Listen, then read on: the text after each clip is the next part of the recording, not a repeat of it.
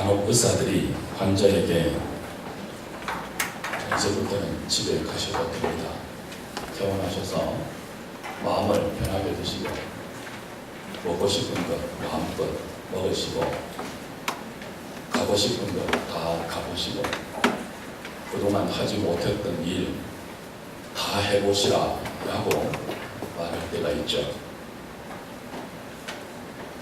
환자의 병이 너무 깊어서 더 이상 병원에서 할 수 있는 일이 없을 때 의사라 할지라도 도저히 손을 쓸 수 없는 그런 불치의 상태일 때 의사들은 종종 환자들에게 그런 말을 합니다. 호세아 당시 이스라엘이 그랬습니다. 오늘 5장 13절을 보시면 에브라임이 자기의 병을 깨닫고 유다가 자기의 상처를 깨달았지만 그래서 그 병을 고치기 위해서 아수르로 가서 야렙 왕에게 도움을 청하고 사람을 보내었지만 그가 능히 고치지 못했다.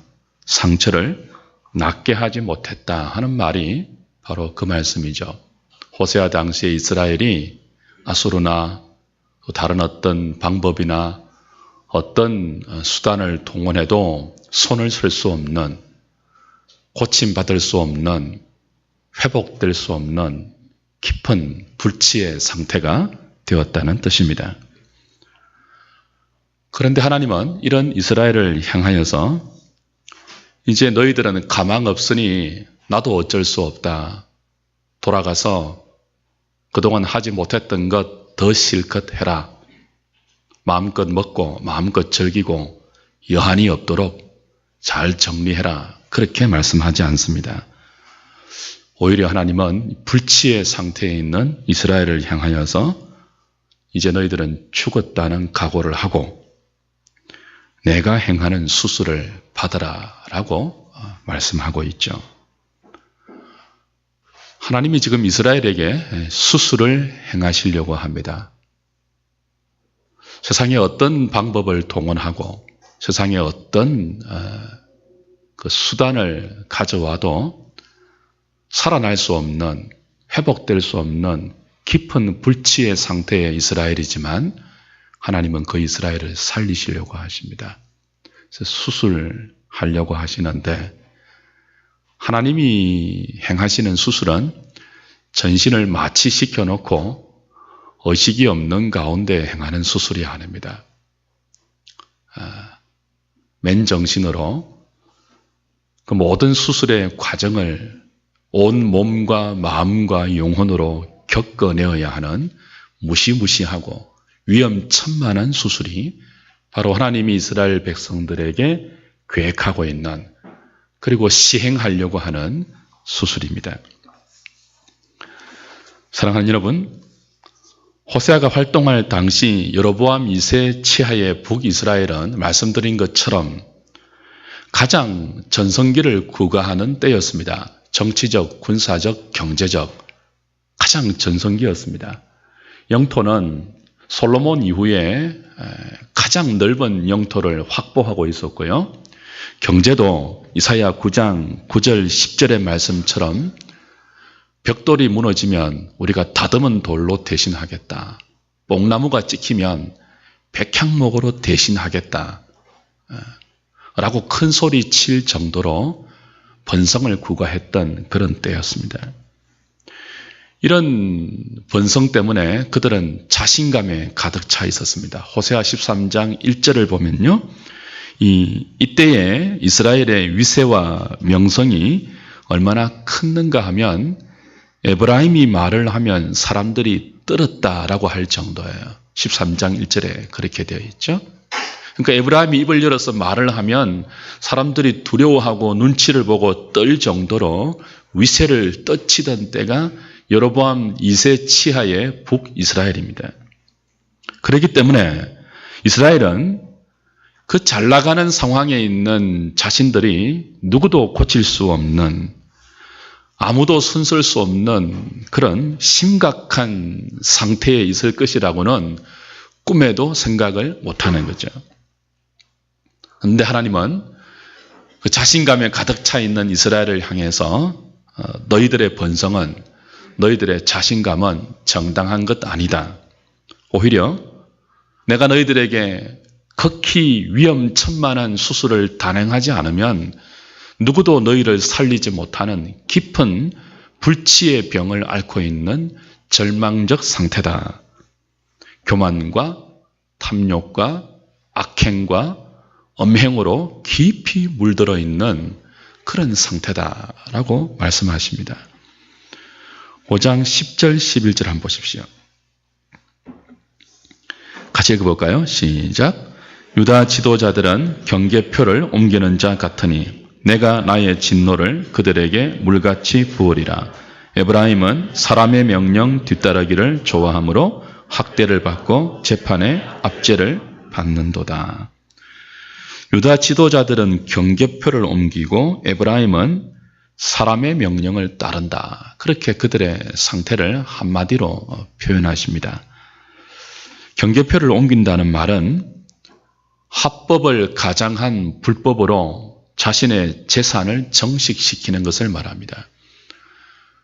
이스라엘 백성들은 가나안을 기업으로 받을 때 각 지파별로, 각 가족별로 땅을 할당받았죠. 더도 말고 덜도 말고 하나님 보시기에 그들이 그 땅에서 하나님 백성으로 살아갈 수 있을 충분한 정도의 땅을 지파별로 분할해 주셨습니다. 그리고 그 땅의 경계표를 다 그려주셨습니다. 여기서 여기까지는 누구 땅 다 이렇게 그려주셨어요. 그러니까 경계표는 요즘 말로 하면 땅 문서입니다. 집 문서와 같은 거예요. 하나님이 주신 그 땅은 이스라엘 백성들이 하나님 백성으로 충분히 살아갈 수 있을 정도의 기업입니다. 모자란 땅이 아니에요.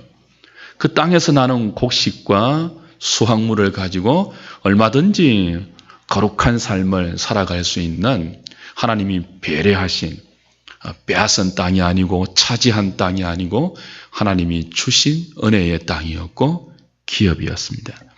그래서 굳이 다른 사람의 땅을 탐내지 않아도 하나님이 주신 그것만으로 뭐예요? 충분한 나라가 이스라엘입니다. 그래서 이스라엘에는 다른 나라에 없는 독특한 은혜의 제도가 있었죠. 안식년과 희년이라는 제도입니다. 너무 극심한 흉년이 들어서 가난한 사람이 먹을 것이 없을 때 땅을 저당 잡히고 곡식을 빌렸을 경우가 생기죠. 그럼 그 빌린 돈을 갚지 못하면 땅을 빼앗기는 것 아닙니까?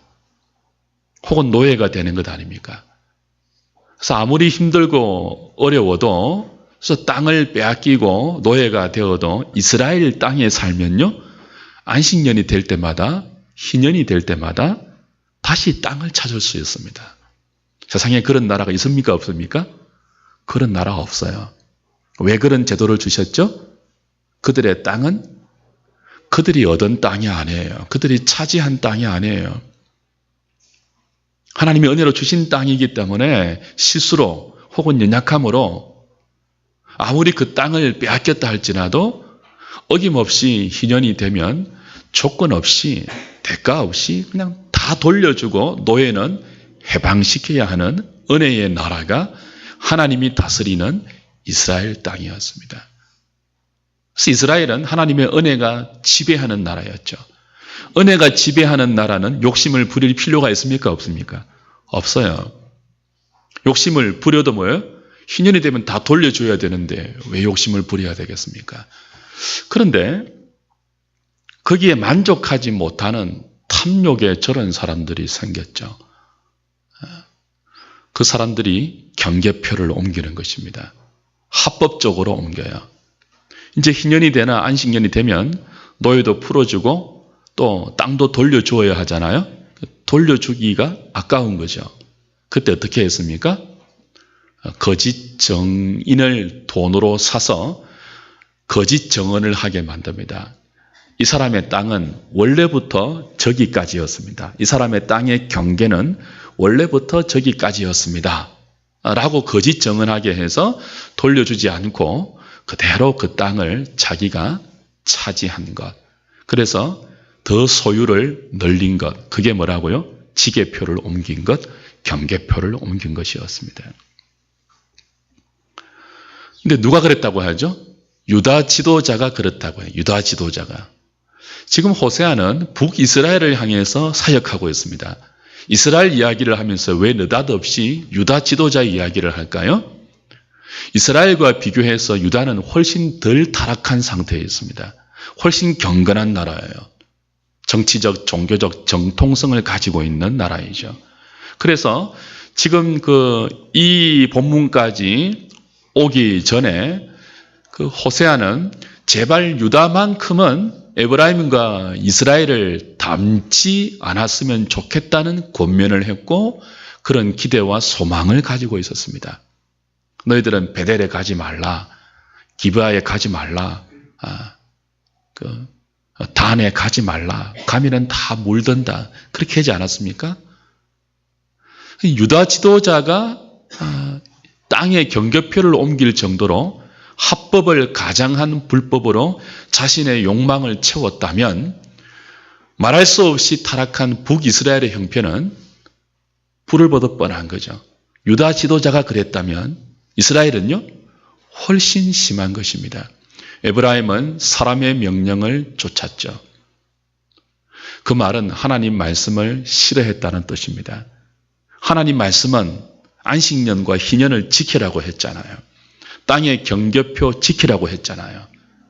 아무리 노예로 잡혀있고 땅을 전당 잡혀서 이자를 갚지 못하고 원금을 갚지 못해도 그 땅 네 것 아니니까 하나님이 내 백성에게 다 기업으로 주신 땅이니까 하나님이 다시 그 백성에게 살 수 있는 은혜를 기회로 주시니까 돌려주어라 하는데 그 하나님 말씀을 듣지 않는 거예요. 에브라임이.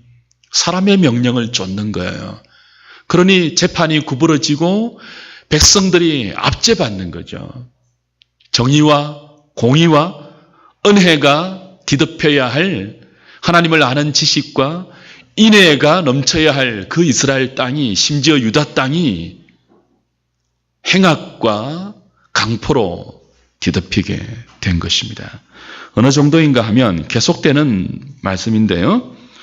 6장 8절 9절을 보면 길르앗과 세겜이 이 정도로 되었대요. 6장 8절 9절 보십시오. 읽어보겠습니다. 시작. 길르앗은 악을 행하는 자의 고을이라 사람을 기다린 같이 제사장의 무리가 세겜 길에서 살인하니 그들이 사악을 행하였느니라. 길르앗, 여러분 그런 찬송 아십니까? 은혜로운 곳은 길르앗 하는 찬송 아세요? 그 길르앗이 은혜로운 곳입니다. 도피성이 있는 곳이에요. 도피성이 어떤 곳이에요? 부지 중에 살인한 자라 할지라도 그 도피성으로만 도망가면 누구도 자신의 목숨을 해치지 않는 하나님이 그 도피성 안에서 부지 중에 살인한 자를 보호하시는 피난처, 은혜이죠. 그 도피성이 있는 곳이 어디라고요? 바로 이 지금 6장 8절에 나오는 길르앗이고 또 9절에 나오는 세겜입니다. 세겜. 길르앗과 세겜은 전부 하나님이 마련해 놓으신 도피성이 있는 도시이죠. 그러니까 가장 이스라엘 가운데 가장 은혜로운 곳이어야 합니다. 뭐처럼요?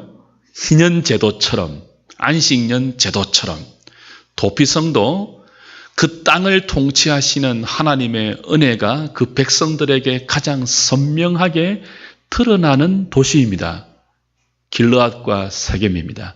근데 가장 은혜로워야 할 길르앗과 세겜이 어떻게 되었습니까? 길르앗은 악을 행하는 자의 고을이 되었다. 피 발자국으로 가득 찼다 그랬습니다. 세겜은요, 강도 때가 사람을 기다린 같이 제사장의 무리가 세겜길에서 살인한다.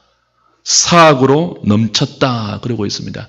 가장 은혜로워야 할 길르앗과 세겜이 제사장을 필두로 해서 가장 악하고 가장 포악한 그런 말도 안 되는 죄의 장소가 되었다는 거죠.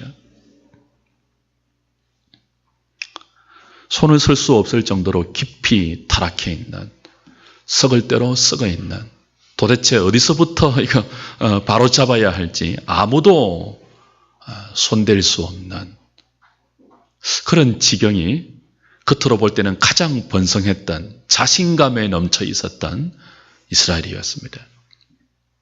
그런데 하나님은 이런 이스라엘을 고치시겠다고 하십니다. 이런 이스라엘을 살리겠다고 하십니다. 너희들 이제 어쩔 수 없다. 나라도 너희들의 그 깊은 타락을 손을 쓸 수 없다. 이제 내가 너희들 버리겠다. 마음대로 해라. 진짜 버린 사람은 그렇게 하잖아요. 가서 하고 싶은 거 더 해라. 지게표 더 옮기고 길르앗과 세겜 더 그렇게 말도 안 되는 도시로 만들고 니네들이 하고 싶다면 그냥 내 눈치 보지 말고 다 해라. 먹고 싶은 것 다 먹고 보고 싶은 것 다 보고 가고 싶은 것 다 가보라. 여한이 없도록 내 이제 버리겠다. 너희들 돌이킬 수 없는, 가망이 없는 상태니까 그래. 그렇게 하지 않았습니다. 누가 봐도 살릴 수 없는 상태, 누가 봐도 고개를 흔들면서 도저히 불가능하다고 말할 수밖에 없는 극심한 타락 가운데 있는 이스라엘을 하나님은 고치겠다고 하십니다. 살리겠다고 하십니다. 회복시켜 다시 거룩한 나의 나라로 만들어 놓으시겠다고 하십니다. 하나님이 그렇게 하시는 방법이 무엇입니까? 마취하지 않고 맨정신으로 그들을 수술대에 눕히는 것입니다. 그리고 이 세상 가운데 찾아볼 수 없는 가장 위험하고 가장 고통스럽고 가장 힘든 수술을 이스라엘에게 행하는 것입니다. 5장 8절 한번 보십시오. 5장 8절 읽어볼까요? 시작. 너희가 기브아에서 뿔라파를 불며 라마에서 나파를 불며 베다웬에서 외치기를 베냐민아 뇌 뒤를 쫓는다 할지어다. 벌하는 날에 에브라임이 황폐할 것이라 그랬죠. 기브아에서 뿔라파를 부는 방식으로 하나님이 이스라엘을 수술하십니다. 라마에서 나파를 부는 방식으로 하나님이 이스라엘 백성을 수술대 위에 눕히십니다.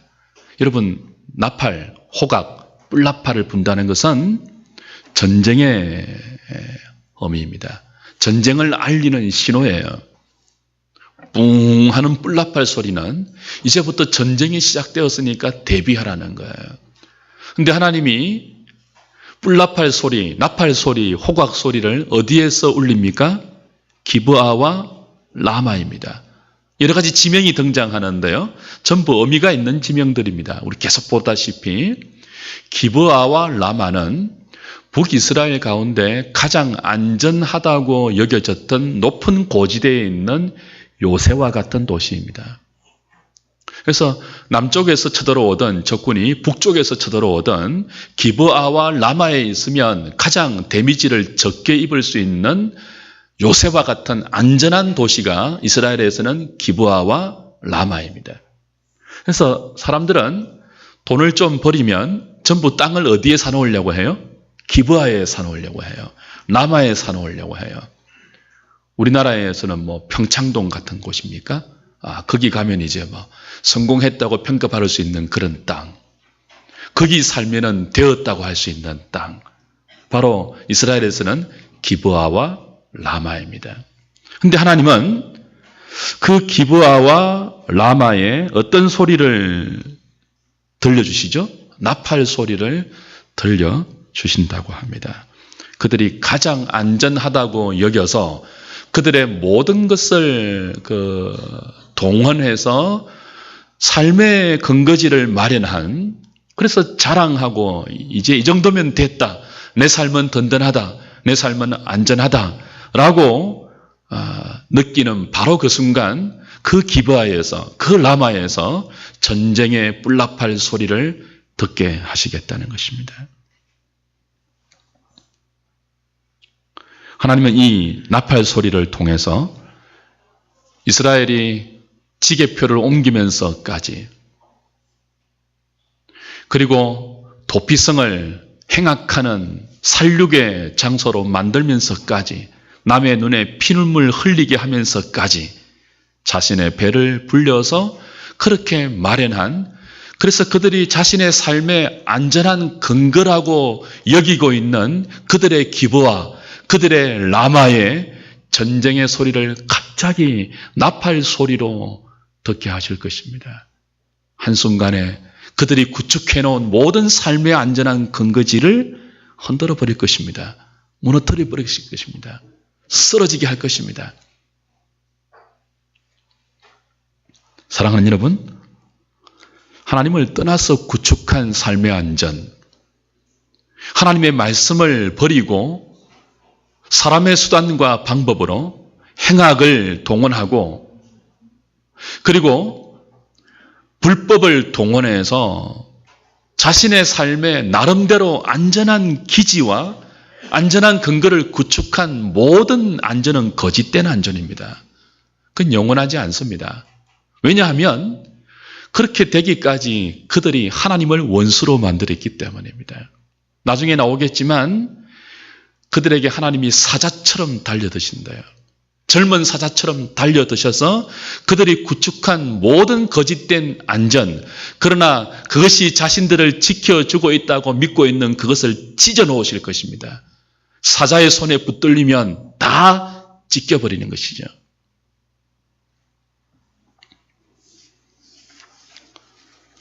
주 안에 사랑하는 여러분, 하나님의 사람들은 재물의 삶의 안전을 두지 않습니다. 저와 여러분들은 지위나 권세나 육신의 건강이나 이 세상의 힘을 우리 삶의 안전한 근거로 여기지도 않습니다. 하나님의 백성들은 성공이나 통장에 넉넉한 잔고나 넓은 집이나 좋은 차, 그것을 내 삶의 안전으로, 내 삶의 울타리로, 펜스로 여기지 않습니다. 왜요?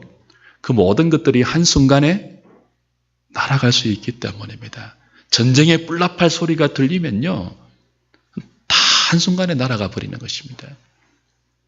그래서 우리의 안전은 오직 하나님 한 분이고, 세상이 불안전하게 여기는 하나님의 말씀을 붙들고 사는 것이 성도의 참된 안전인 것을 뿔나팔 소리를 통해서, 전쟁의 호각 소리를 통해서 그들에게 가르치시는 거죠. 몇 년 전입니까? 북한에서 서울을 불바다로 만들겠다 하는 그런 소리 했을 때 돈 많은 사람들이 전부 이민 갔지 않습니까? 우리나라 불안하다고 다 이민 갔습니다. 그럼 이민 가면 안전할까요? 다른 나라로 이민 갈 것이 아니고 하나님께로 이민 가야죠. 오늘 저와 여러분들이 우리의 삶의 참된 안전한 근거를 어디에 두고 있습니까? 여러분, 저금 통장에 잔고가 없으면 불안한 것은 누구나 그렇습니다. 예외가 없습니다. 저도 그래요. 통장에 잔고가 없으면 누구나 불안해요. 그러나 그때 무엇이 필요하죠? 믿음이 필요하죠. 그때 하나님을 붙드는 믿음으로 사는 사람이 하나님 사람들 아니겠습니까? 그 불안을 없애기 위해서 세겜과 길르앗을 행악하는 고을로 만들었어야 되겠습니까? 그 불안을 없애기 위해서 하나님이 하지 말라고 하는 경계표를 옮겨야 되겠습니까? 불안하게 보여도 끝까지 하나님 말씀 붙들고 하나님이 내 삶의 참된 피난처이며 참된 유일한 안전임을 믿고 사는 사람은 하나님 안에서 세상이 요동쳐도 안전할 것임을 믿으시기 바랍니다. 이스라엘이 그걸 믿지 못했어요. 그걸 믿지 못해서 그들은 하나님 말씀을 외면하고 사람의 명령 쫓기를 좋아했습니다. 그래서 땅의 경계표를 겁도 없이 옮겨버렸습니다. 가장 은혜로워야 할 도피 성인을 살인과 남의 눈에 피눈물 흘리게 하고 남의 권리를 빼앗고 자기의 배를 착취하는 불리는 그런 말도 안 되는 악의 도시로 그들의 삶을 변질시켜 버린 것이죠. 주 안에서 사랑하는 여러분, 구약 이스라엘은 신약 교회의 원형입니다. 교회의 모형입니다. 그래서 이 이스라엘의 모습을 보면서 우리는 지금 우리의 모습을 거울처럼 비춰볼 수 있어야 합니다. 하나님의 수술대 앞에 마취도 하지 않고 온 몸과 온 마음과 온 영혼으로 겪어내어야 할 그 위험한 수술대 앞에 누워있는 이스라엘을 상상해 보십시오. 그리고 거기에 저와 여러분들과 우리 한국 교회를 한번 대비시켜 보십시오. 하나님이 우리에게 뿔나팔 소리를 사자처럼 우리에게 하나님이 달려들고 계시지는 않는지요. 하나님이 사자처럼 달려들면, 하나님이 우리를 움켜잡고 찢어놓으시면 누가 맞겠습니까? 하나님이 전쟁의 뿔나팔 소리를 우리 삶의 다양한 모습으로 허락하신다면 우리가 붙들고 있는 안전하다고 여기는 모든 우리 삶의 근거가 다 흔들리지 않겠습니까? 어쩌면 지금 한국교회는 이미 하나님께서 사자처럼 달려들고 있는지 모르겠습니다. 공식적으로 교회 침체기라고 선포했습니다. 공식적으로입니다. 나팔 소리 아닌가요? 우리는 테러의 길을 공식적으로 나팔 소리로 듣고 있는지 모르겠습니다. 아마도 그런 것 같습니다. 그러나 이것은 하나님의 나팔 소리가 들리고 하나님이 사자처럼 우리에게 달려 들으셔서 우리를 찢어 놓으시는 이런 많은 현상들, 많은 아픔들, 많은 고통들이 사실이지만 그건 절망은 아닙니다. 왜 하나님이 사자처럼 달려드시죠? 포기하지 않기 때문에 그렇습니다. 그것이 하나님의 수술 방법입니다. 너네들 가망 없다. 집에 돌아가라. 맛있는 거 먹어라. 가고 싶은 거 다 가라. 그렇게 말씀하지 않습니다. 우리를 버리지 않기 위해서, 살려놓기 위해서, 다시 회복시키기 위해서 하나님이 이스라엘을 수술대 위에 높이고 니네들 정신 차리고 마취하지 말고 정신 차려서 내가 행하는 수술을 똑똑히 받아라. 그리고 돌아와라. 그래야 산다. 말씀하고 있는 거죠. 5장 15절을 보실까요?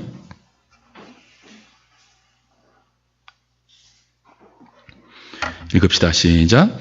그들이 그 죄를 뉘우치고 내 얼굴을 구하기까지 내가 내 곳으로 돌아가리라.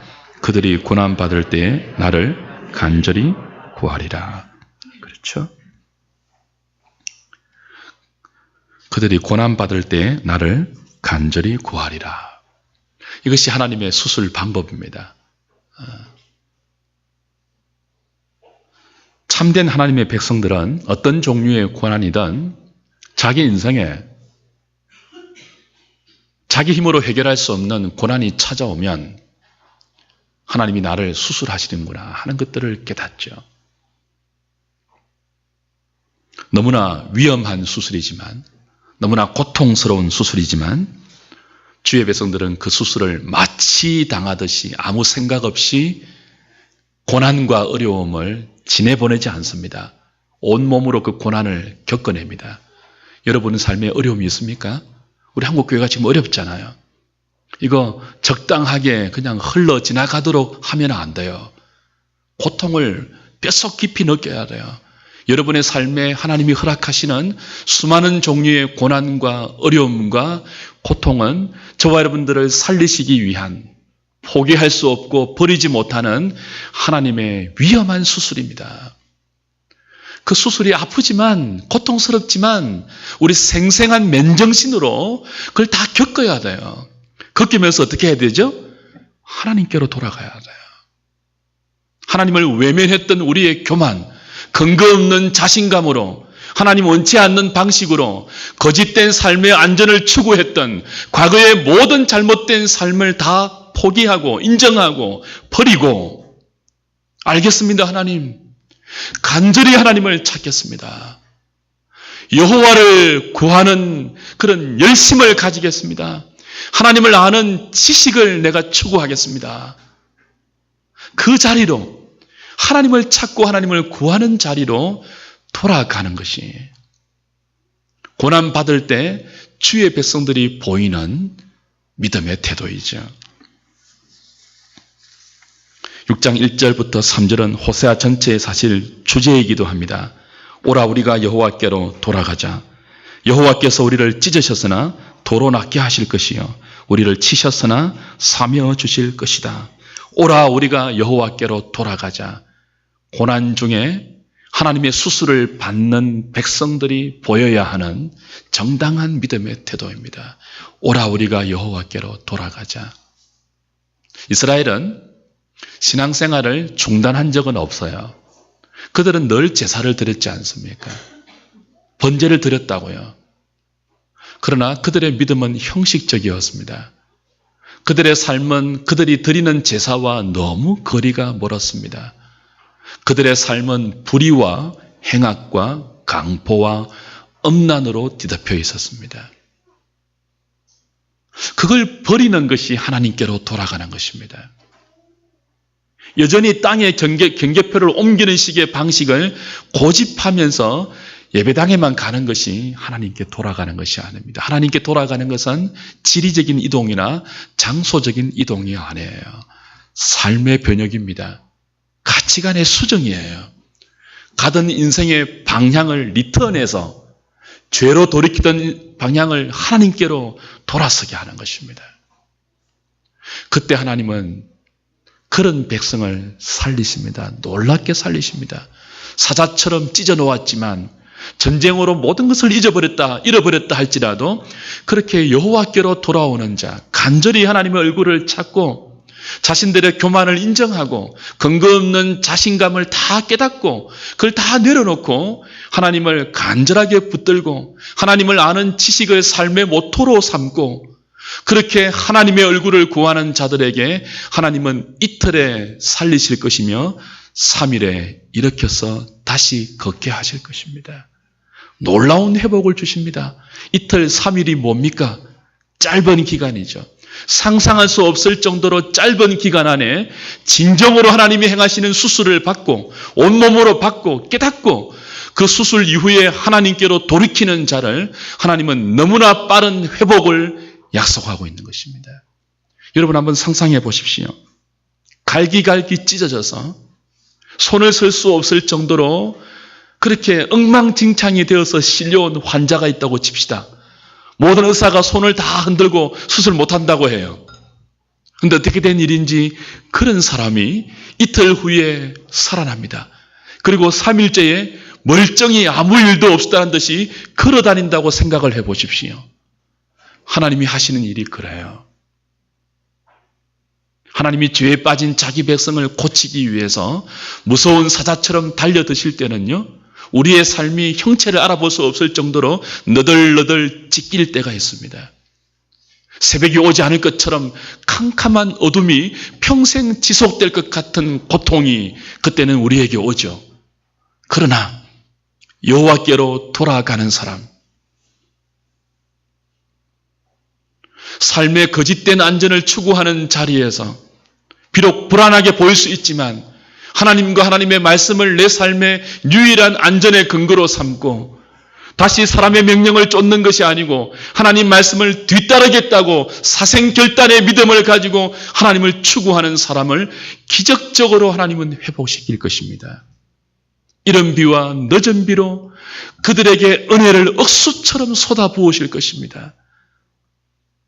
이전보다 더 강건하게 하실 것이며 하나님의 은혜에 사로잡혀서 죄를 이기는 멋진 하나님의 사람으로 하나님은 완전하게 살려놓으실 것입니다. 그것이 하나님이 행하시는, 마치 없이 행하시는 전쟁의 나팔 소리와 젊은 사자처럼 그 백성들에게 달려들어서 고난 중에 그들을 내려앉히시고 갈기갈기 찢어놓으시고 그 속에서 하나님을 찾도록 만드시는 하나님의 방법입니다. 주 안에 사랑하는 여러분, 말씀을 좀 정리합시다. 하나님께로 돌아가야 할 필요성을 느끼지 못하는 분이 있습니까? 안심하지 마십시오. 여러분의 그 자신감이 어디에서부터 오는지 한번 돌아보시기 바랍니다. 이 정도면 괜찮다고 생각하시는 분이 혹 있습니까? 우리나라 전체는 그렇지 않습니다. 한국교회는 더 이상 안전을 자랑할 수 없는 영적 위기 가운데 있다고 누구나 인정하고 있습니다. 뿔나팔 소리가 우리의 현실이 되지 않도록, 하나님이 정말 사자처럼 우리에게 달려드시지 않도록 그 자리에 가기 전에 하나님께로 돌아가는 저와 여러분 되면 좋겠습니다.